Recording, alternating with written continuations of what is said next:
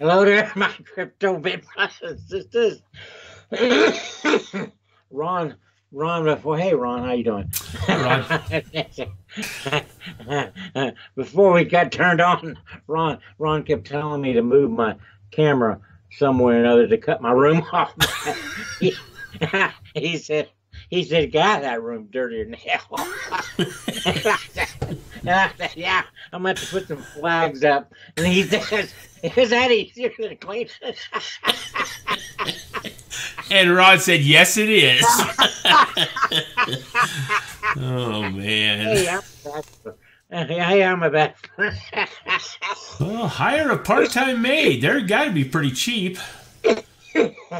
Coming in a couple days a week, do the deep stuff. Oh, boy, I do the deep stuff. I just have so much other crap.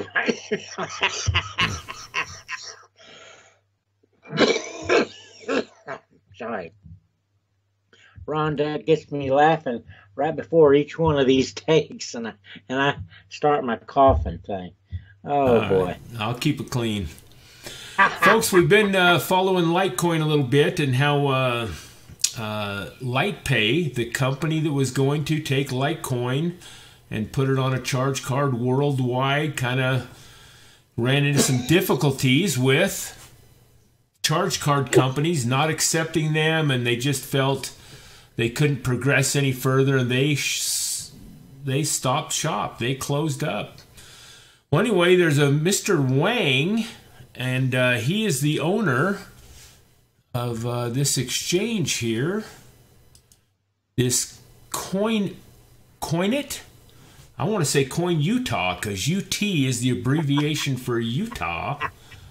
Which reminds me, Rod, have you been reading about Overstock.com and crypto? Of course, they're in our backyard too, Overstock.com. They're a big company in Salt Lake.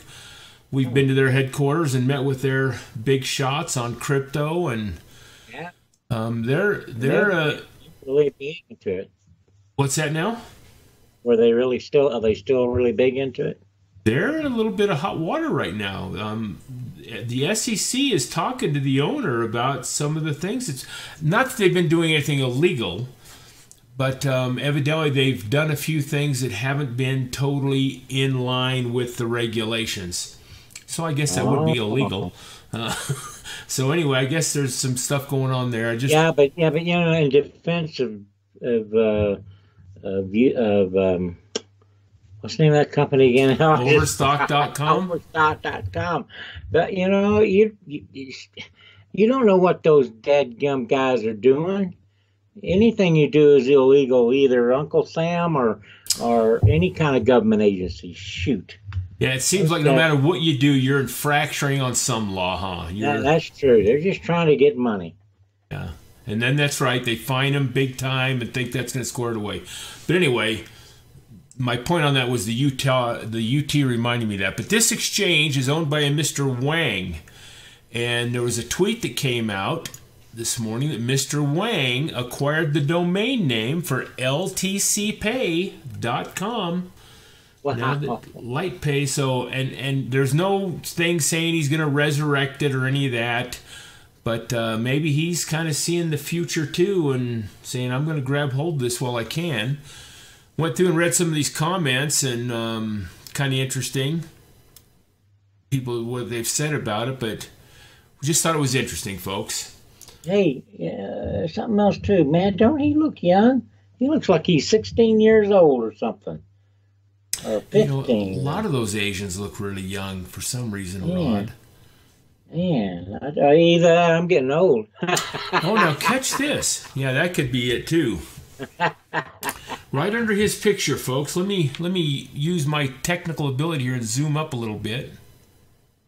Oh, there we go. Oh, no, that kind of cut that off, though. Well, that didn't work. Well, just X out over here at the top right. See, right there you go. Oh, okay. That'll get down. Oh, okay. Yeah, look here. It says here he's a founding member and director of LTC Foundation. Oh. Developer of Litecoin Core. Oh, this guy's got a little bit of a... He even got a PhD. Oh, my heck. Man, this guy looks. He must be at least 21. Well, yeah, I know. Based on that, he sounds like he's pretty well connected then. I mean, maybe he knows a few things that, and he's planning for the future. Very cool. Yeah. He's got that exchange going already and everything. Well, folks, there's, the markets are so low right now. It just seems like they've gone through another round of beatings yesterday and maybe the night before. And yeah, Ron and I decided we want everybody to get out. Get out of crypto so we can buy it. So we can buy it. Yeah. I think they know where we stand, Rod, but I think Litecoin's down to 120. Did I see that right? At 120 this morning or something? And Ethereum was like at 410. God, I just bought my brother a couple more Ethereum. Oh man, Ethereum's $3.99. $3.99. Listen to this, Rod. I just bought him a couple more Ethereum. I swear it was less than 3 weeks ago. And I thought I was scoring big time at getting him $700 a coin. Oh, my land. It's a good thing he doesn't look at the market cap or nothing up. Yeah, he's going to be ticked off at you, man. Well, I'll give him a break. I'll take my service fee off of there of $150 a coin. God, look at this. Litecoin, $116. I know. Oh, my heck. Time to buy. Yeah, something else. But we're going through this slump, and it went down even further. And people are really studying the chart, guys, and seeing what they're saying anyway. Kind of interesting. And is it going to continue to go down, or are we going to have the upswing soon? But I don't know. But definitely, Rod and I's position is still the same, that it's still coming. Not just the up thing in price, but crypto is here to stay. And maybe a couple of these next few articles will kind of indicate they're feeling the same way. Now here we have Bitfinex, and Bitfinex started in China. And I think in January they went through some grief with the government and they moved over to Korea. And then from there I think they went to Japan, and now they're looking at moving to Switzerland. And here's something I didn't know. Bitfinex is owned by a company called Ifinix, which owns US Tether.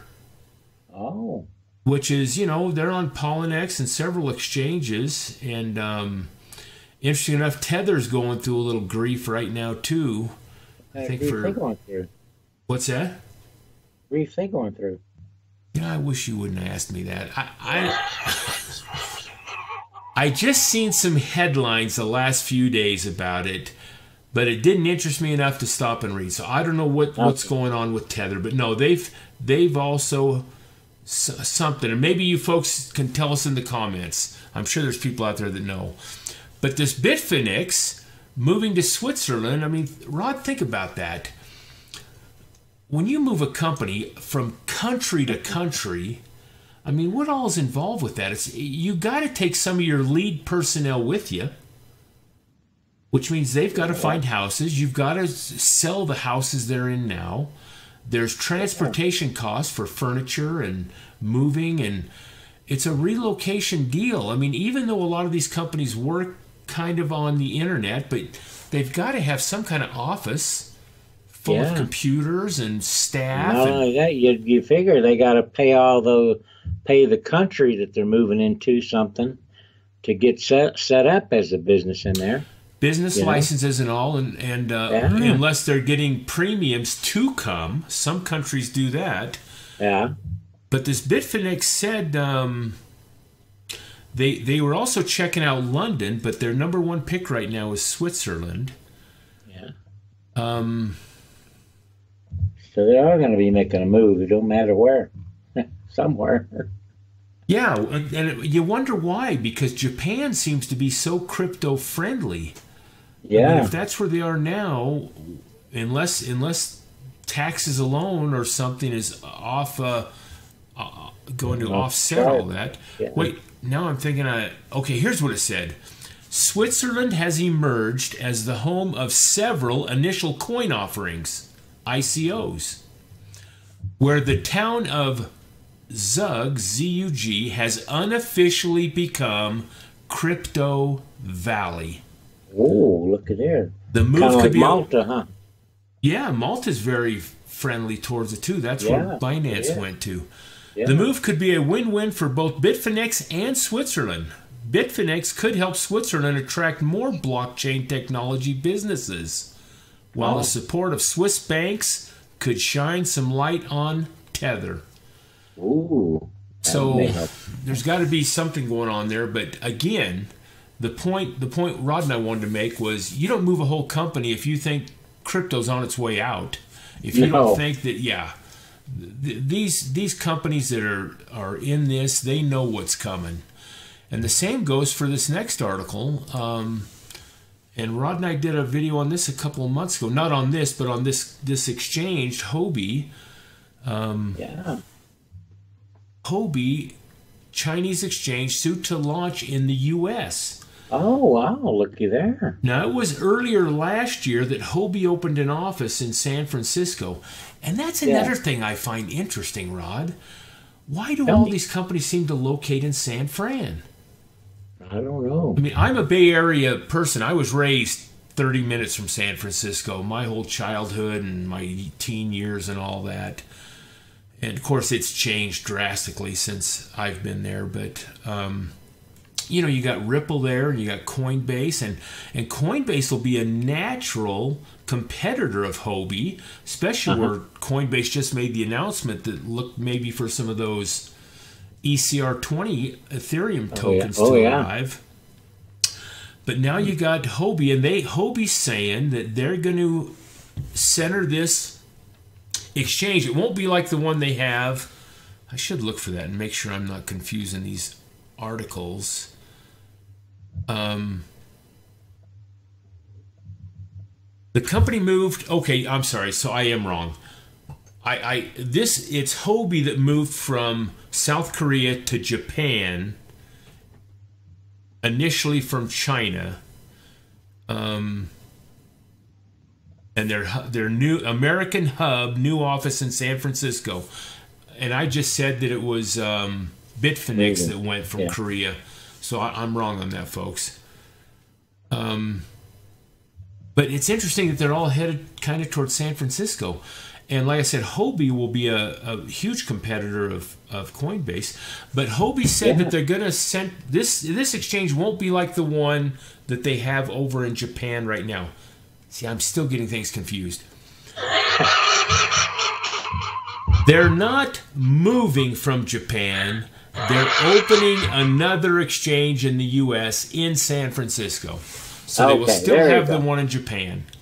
Yes. But they said this one will be different, and they're going to centralize this one. Not centralize, they're going to center it on American investors.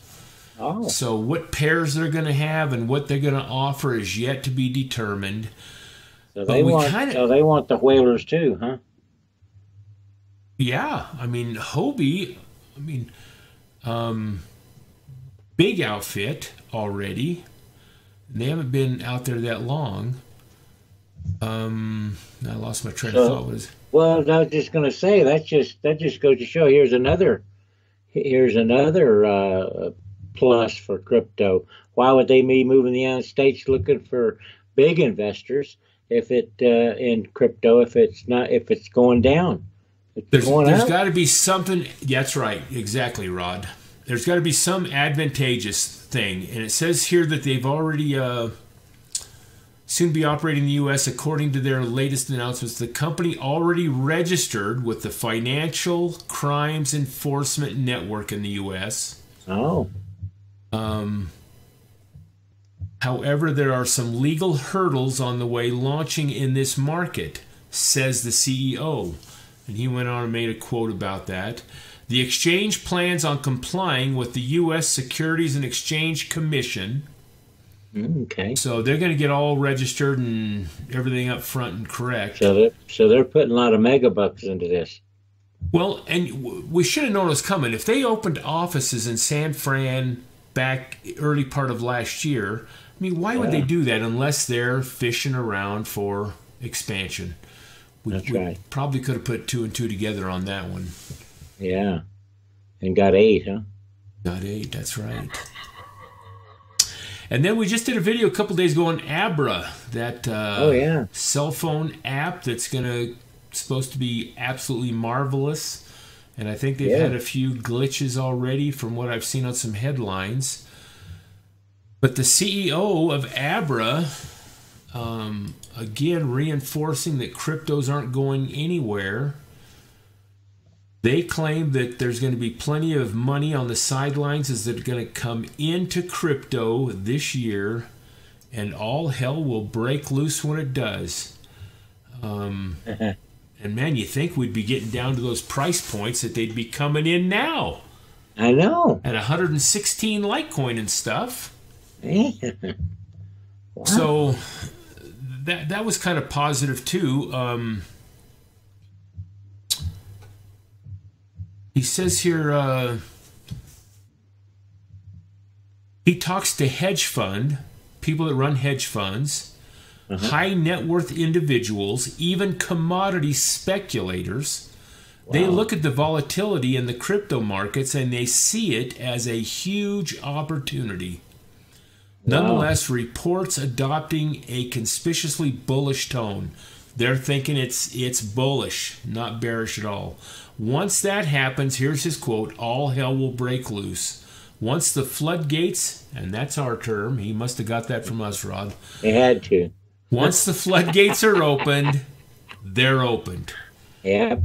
So people are definitely noticing crypto and the volatility and everything and the potential of where it's going. These guys know. They're not like us yahoos on this, that are sitting at home on our computers trying to invest $1,000.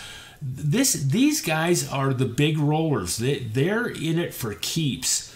And you got Coinbase that opened an exchange in New York strictly for accredited investors, the high rollers.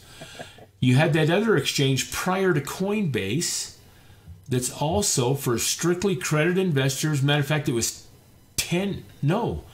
one of them had $100,000 buy-in just to become part of the exchange. These guys are playing for keeps. And then you look at the futures contracts now and everything that's going on in their world. I'm not talking about the crypto world. In the financial world, things are put in place for them to manipulate, to make their big mega bucks. They're not rolling the dice on a chance. They don't do that. It's a for sure deal. But then you got the crypto side, Rod. Yeah. That we're still wanting decentralized places, no interference. So where it's going in the long run, it's hard to say. I mean, realistically, who knows? But hopefully we'll all be able to put some dollars in savings in the bank and pay off some debt while this is getting sorted out. So anyway, folks, I'm still saying expect a run up. Now, whether it's not till Christmas, we don't know. I would hope it's sooner than that. But anyway, it's definitely coming. These people that are getting in and doing this stuff, they know. Yeah. Anyway. And now we know. And now we know. Yeah, what's that saying? Isn't there a saying about if you follow the big money men? I mean, if the big boys are doing this, you need to follow it. I remember Rod and I were in the retail world, and we were in Ben Franklin stores. They're huge back east. Rod and I had 5 Ben Franklin stores here in Utah. We had an absolute blast running those things. We'd drive all night to go out to California on buying trips. We took this big old truck. We could tell stories, but we better not waste the time. You remember that story where that truck is going? We had that truck so full, and we were coming down this hill coming into Las Vegas. And it was about 2 in the morning. We drove all night to get out there. We spent all day shopping and packing. Then we drive all night to get back. We were go-getters back in our younger days. But we're coming down this hill, and that truck starts doing this thing. It's back and forth on the road. And we had people passing us on the right. Remember that, Rod? And they were looking out their window, up and on their eyes. They were looking at us like, you guys are out of your mind, man. Like we were gonna. That little lady was in the driver's seat looking up and me as I was driving and that thing came down. She went, whoa. She actually went, whoa. I don't know how we didn't wreck that thing, but we got it all back. And I think that trip, Rod, was right before the Christmas sale started. And we went out there and bought a boatload of toys and distributed them to all the stores that night and day. And anyway, I lost my train of thought talking about that. Oh, I was talking about Ben Franklin stores, but why? You're just telling about how following you gotta, I don't know. Oh yeah, no. And I remember our saying was, Rod and I, every time we had a question about an operation within the store or about making a decision on something, we would look at each other and say, what would Walmart do? They're the king daddies of distribution and technology. I mean, Walmart was it. If they were doing it, that had to have been the right way. Yeah. And the same with this crypto. Follow the big boys, what they're doing, and you won't go wrong. Yeah. Took me a long time to say that, didn't it? Yeah. Sorry. With that, folks, I'll sign off for us. God bless y'all, and good luck to you.